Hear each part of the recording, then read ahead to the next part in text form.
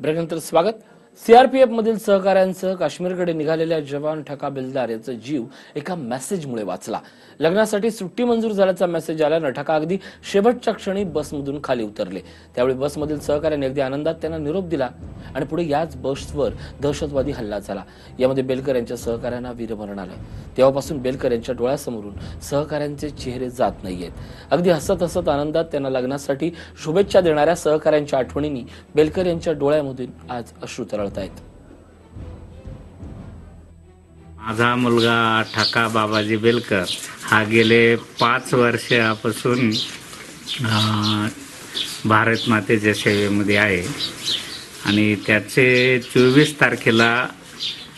February 2019ला लग्न असल्यामुळे त्याचे रजेसाठी प्रयत्न चालू होते आणि त्याच वेळेस जो हा भ्याड हल्ला झाला त्याच वेळेस त्याला ती रजा मंजूर झाली आणि तो मागे परतला। त्याचा फोन आम्हाला तिकडून आलेलाच नाही। आम्हाला जे काही सर्व समजलं हे नातेवाईकाकडून कळलं।